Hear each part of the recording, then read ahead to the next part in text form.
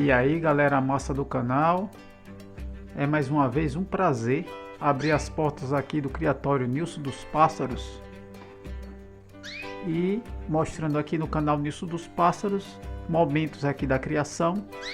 E hoje esse vídeo é especialmente para falar sobre consanguinidade, porque eu falei tanto em vídeos passados que eu ia falar sobre isso, cruzamento entre parentes, entre mesmo sangue, ok?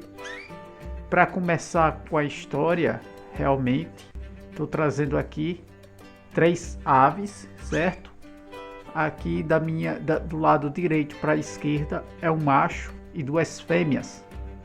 O que é que eles têm aqui em relação a essa história de hoje de consanguinidade?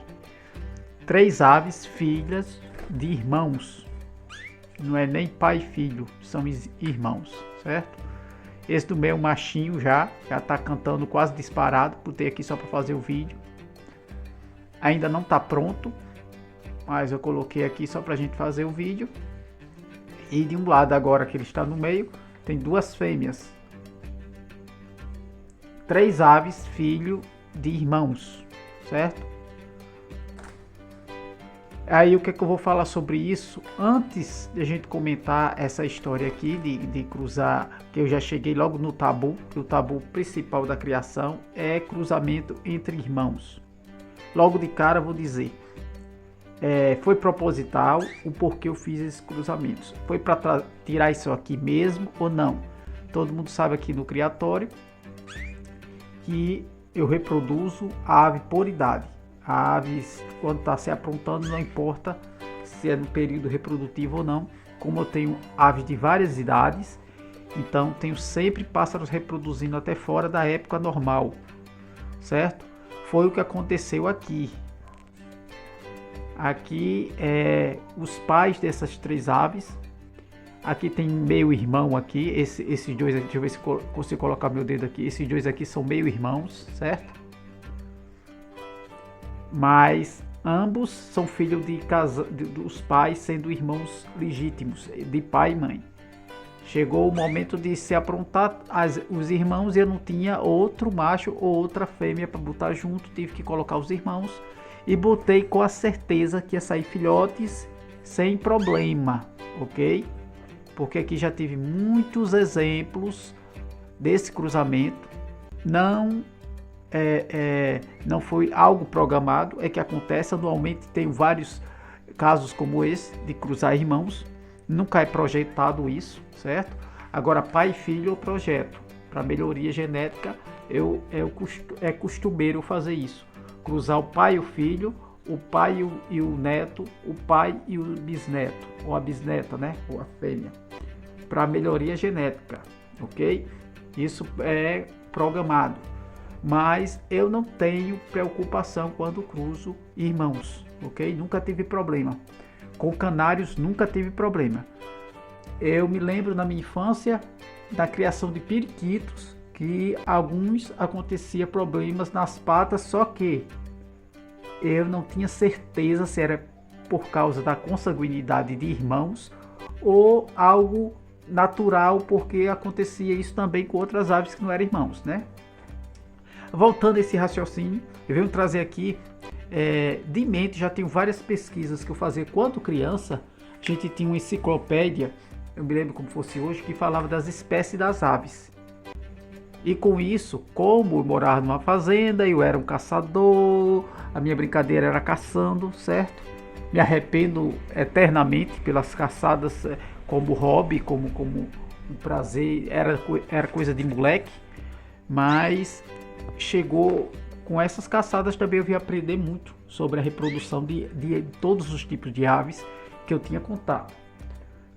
Falando sobre consanguinidade, só para a gente ter uma ideia, para acabar um pouco esse tabu, não estou falando aqui que isso é necessário, não façam isso, não é necessário. Se você vai reproduzir uma ave, priorize outras aves sem ser irmãos, certo? Agora estou falando aqui na minha prática, nunca tive problema com isso. Eu não quero com isso incentivá-los. O melhor é não fazer. Primeiro, porque você não tem melhoria genética nenhuma, certo? Se você você tem que cruzar pensando na melhoria genética. Por que aqui aconteceu esses casos? Porque sempre eu tenho poucos machos e muitas fêmeas. E chegou num certo momento que eu tinha fêmeas irmãs que eu não ia esperar. Eu prefiro reproduzir, porque para mim o pássaro, vamos dizer, se ele passa o período reprodutivo dele natural, eu perco a qualidade na reprodução, certo? Por isso que eu aqui, meu manejo, faço dessa forma. Mas voltando ao raciocínio, vai ser um vídeo um pouco longo, espero que todos tenham paciência para me concluir o que eu tenho como pesquisa de vida, né? Por exemplo, o nome científico eu me lembro de cabeça, se não me engano é Colubiformes. Colubiformes é a família científica dos pombos, de burguesa, de rolinha, de esse nível, esses pássaros assim. Todas essa espécie, a maioria delas põe 2 ovos e chocam, e sempre é casal. É o que acontece na natureza. Esses casais, esses filhotes formam casais, irmãos. Só acontece alguma coisa negativa com isso quando um dos irmãos morre e ele vai ter que procurar outro parceiro ou outra parceira, certo? Isso acontece muito na natureza. E raramente na natureza a gente vê pássaros com alguma deficiência. A gente sabe que a natureza, ela é dura nesse caso. Ela faz a seleção natural, certo? Mas isso é comum acontecer na natureza. Já a consanguinidade é muito comum. Por exemplo, a gente sabe que tem muita gente que não sabe ainda, mas a família do canário doméstico, que é o que nós temos aqui, a família genética dele é Fragilidae.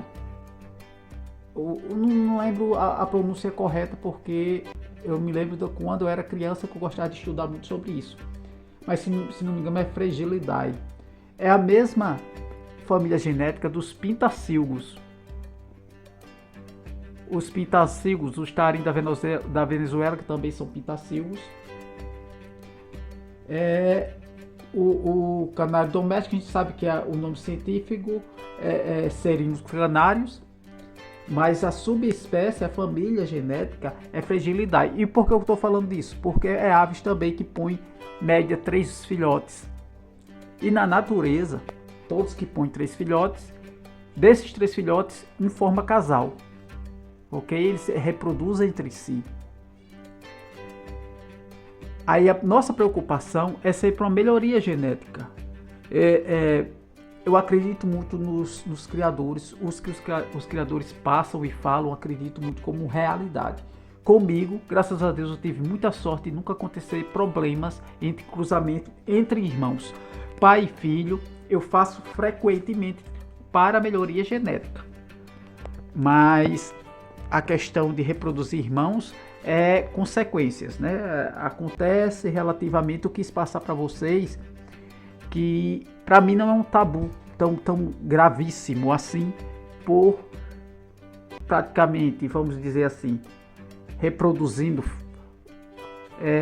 longa data, reproduzindo irmãos também, mas eu não faço continuidade, né? Acontece assim, mas por ano toda vez vai ter uma reprodução de irmãos, sempre acontece aqui no meu criatório. Eu nunca tive problema, nem problema de ovo não fecundar, nem problema de pássaro aleijado. Aqui tem 3 exemplos que vão virar matrizes aqui, já está sendo matrizes, vai ser a futura matriz, essas 2 fêmeas e esse macho, certo? Se Deus quiser, vai ficar aqui no plantel e a gente vai mostrar os filhos que vai sair desses casais. Não entre si, eu pretendo melhorar, né? Eu pretendo aqui, por exemplo, um pássaro como esse aqui, deixa eu ficar um pouco mais longe, um pássaro como esse eu vou cruzar com um pássaro limpo, como se fosse dessa cor, para, vamos dizer, não aparecer tanto melânico. E um pássaro como esse, vou usar o pássaro mais melânico que eu tiver para sair mais cobre.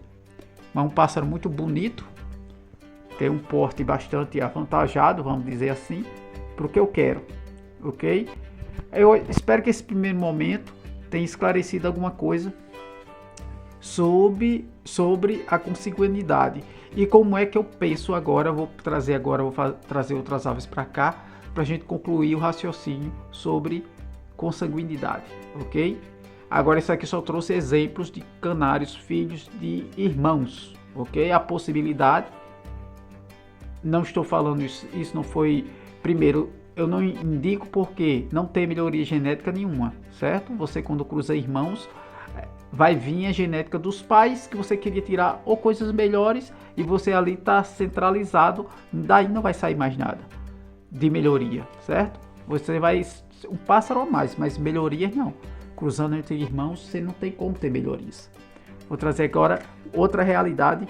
Vou colocar aqui nessa gaiola, voltar esses pássaros para a gaiola de origem e a gente continuar o raciocínio. Vamos ficar até o final do vídeo, porque é um vídeo muito interessante. Espero abrir um pouco a mente dos criadores iniciantes, que é o que procuram mais assistir o meu canal. Vamos lá.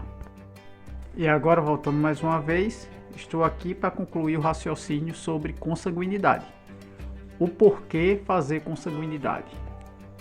Aqui, ó, deixa eu ver se eu faço aqui um pouco a câmera, só para a gente identificar esses dois pássaros e esse aqui de baixo, cadê ele? Ali, ó, aquele ali, que é filho daquela canária azul, certo? De topete. Esse outro que está indo pro lado dela é só filho como ama, né? É de outra canária que eu passei para ela. E essa aqui também é de outra canária que eu passei para ela. Mas observe, eu peguei um canário, certo? Que tem uma genética de cobre já. Esse canário azul, essa fêmea azul, ela tem uma genética já de cruzamentos. A família dela toda foi cruzada com cobre, certo? Nasci alguns azuis, mas já filho de cobre mosaico. E dessa vez eu passei novamente com um cobre que saiu esses 3 exemplares praticamente ótimos, posso dizer assim. Um liprocromo excelente, pigmentação excelente para filhotes. Eu vou até dar um pouco de zoom. Olha só, eu não imaginaria sair agora assim não. Eu estava pensando em tirar alguns cobres de topete para o próximo ano passar com outra família de cobre. Mas desde já saiu algo que eu não estava esperando que fosse agora esse ano, certo? Estava esperando sair cobres assim, com os filhos dessa canária, né? Puxando a cobre, lógico, com pigmentação vermelha, só cruzado com outro cobre. Aí é que está o segredo da consanguinidade, a gente tentando respeitar ou fazendo um estudo um pouco da família. Essa família de canária aqui azul, todo mundo já sabe aqui que acompanha o canal, já tem em média uns 5 ou 6 anos aqui no criatório. E desde então eu já venho cruzando essa linha azul com cobres. E agora saiu aí o presente. A genética que ela já carregava de cobre, junto com o cobre que eu cruzei, conseguiu sair uns filhotes desse porte. É aí que vem o que a gente pode dizer concretamente, a necessidade de consanguinidade. Por que eu falo isso? Eu não tinha canários cobres de topete, certo? Ou esse ano já tirei 2, 3 canários de topete, fora esses 3 aqui. Eu vou aproveitar, esse aqui que tem muitas manchas, muitas falhas, ó, mas tem muito fácil quando eu cruzar com cobre puro. Esse aqui, ó, tem muitas falhas brancas que não pode ter no cobre. Mas com isso eu tenho muito que trabalhar e vamos dizer, eu estou aqui com exemplares que tem muito como melhorar com outros cruzamentos.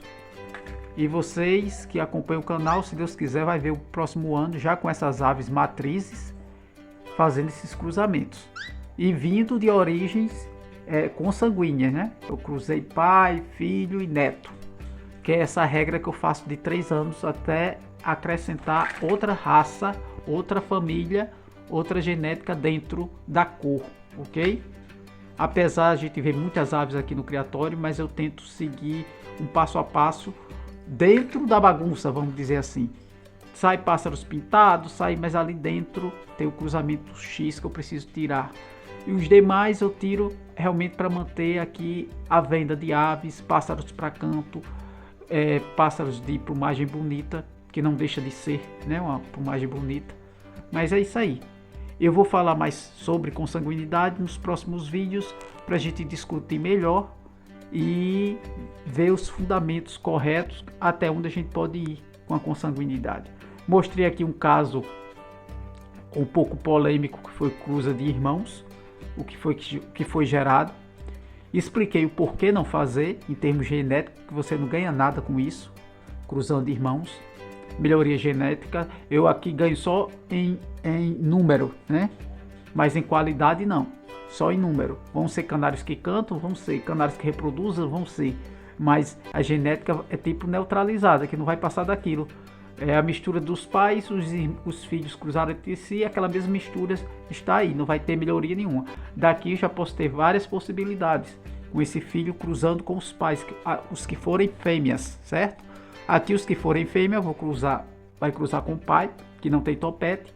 Os que forem macho, vou procurar uma linha de cobre melhor aqui do plantel para passar também, que vai ser outra linha de família. Ok, galera? Eu espero que tenha, pelo menos, não sei se esclareceu muito bem, mas é uma realidade aqui do criatório. Sempre que eu passo é uma realidade do criatório. Eu podia muitas vezes dizer assim, não reproduzam irmãos, que não dá certo. Vai ser pássaros inférteis, pássaros que morrem, pássaros que nascem aleijados. Nunca tive isso comigo. Não estou dizendo que isso é uma verdade absoluta. No meu criatório nunca tive esse problema, ok? Aí se disser assim, Nilson, você indica? Não indico, porque não tem melhoria genética, ok? Você vai ser mais um número, mais uma quantidade de aves, mas em termos de melhoria genética, e a gente tem que prezar, não importa o que é que você cria, se é canário de raça ou não, se é peduro, procure uma evolução, procure fazer uma evolução das suas aves. Aqui foi um caso. Já tirei uma evolução bastante notável dos cruzamentos que eu fiz, ok? Um abraço a todos. Quem não é inscrito, que gostou um pouco do assunto das verdades aqui do Criatório Nilson dos Pássaros, é muito prazer que eu aconselho vocês e convido a se inscrever no canal Nilson dos Pássaros e acompanhar a rotina aqui do Criatório Raiz, que mostra a realidade concreta, o que acontece. Não tem muito enfeite, não tem muito, vamos dizer, vamos falar essa palavra, pudor de falar as coisas que acontecem no criatório. Eu exponho mesmo o que acontece. Se tiver problemas, eu mostro também os problemas, o porquê sim e o porquê não, mas deixo aberto a mente para vocês escolherem e procurarem a caminhada correta para manter viva a história da canaricultura, já que estamos falando de canário. Um abraço a todos e é mais uma vez um prazer recebê-los. E outra coisa não, mas pássaros, você vê aqui, ó, no canal Nilson dos Pássaros. Um abraço a todos e até o próximo vídeo, se Deus quiser.